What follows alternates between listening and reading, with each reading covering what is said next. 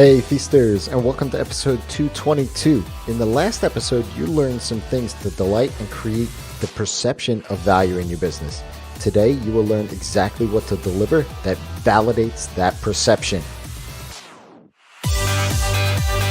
Welcome to the Ask Rezzz podcast. I'm Jason, and I'm here to help you get past those bumps in the road, those struggles, those things that hold you back from building an amazing and profitable freelance business each and every single day. Before I jump into that, can I ask you a favor? I'm sure you can appreciate how difficult it is to produce a podcast every single day.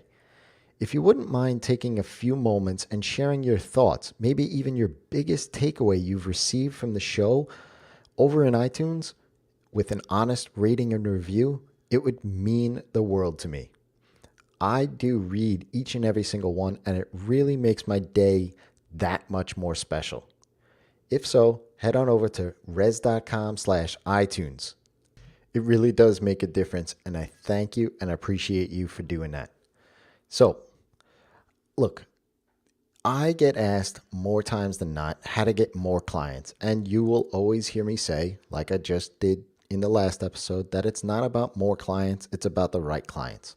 I stress that it's about getting the right quality clients for you and your business. What you need to think about is how high quality is that client that you're working with right now, and how much are you charging them?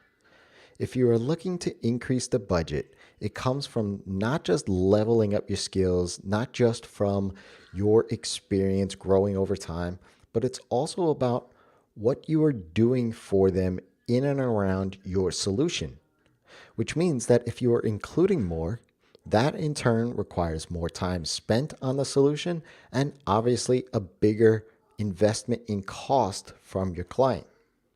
So that begs the question, what is in those budgets that allows you to charge more? This could be strategy and consultation. It could be a weekly phone call. It could be even add-on services like marketing with social media or paid ads. Maybe you are thinking that you don't know how to do any of those marketing things, or that you aren't experienced enough yet to give valuable strategy, and that's okay. Figuring out what you can add into the mix to increase those budgets isn't about you. It's about your client and what they want. As a developer, I take pride in proper coding practices such as environments, coding standards, and efficient deployment scripts. My clients? Well, not so much.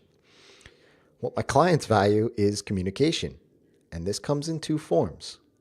The first is how we handle everyday communication. Now, I tried Basecamp, Asana, and other things for project management with clients. All too often, though, they would either forget their password or forget the URL to go to. It made working with me, in their eyes, difficult. So instead of me forcing them into something that would frustrate them, I stuck to something that they know well: email. They send me emails, and then I do what I need to do on the back end to file it accordingly. The second form is a weekly call. I asked my clients outright how I could be more awesome. What I was told was that communication is great, even though it's through email, but having a regularly scheduled phone call would be awesome. So I added that into my services. I added a weekly phone call into the solution that I'm giving my clients. Now, I rather spend the time doing the work than talking about it, but that's me, not the client. In order to make that phone call a reality and provide more to the solution in that way, that would require time carved out of the week and require prep and post time of that call. You may be thinking, how can you charge for something like a call when those seemingly are needed anyway? I do phone calls. I always have, I always will. But I put a process around them. They have to be scheduled. They can't be impromptu phone calls. So in order to work around that in the way that my clients want it, I gave them a time slot each and every single week that we would talk. Think about a lawyer or an accountant. When you go there, you'll get a call or maybe even a face to face meeting at first for free. But then you are charged for every consultation afterwards. Since my main form of communication is through email, which is free, as well as the one off scheduled calls, which is free, a weekly call isn't something that's necessary really to get the work done. In fact, it actually pulls me away from getting that work done.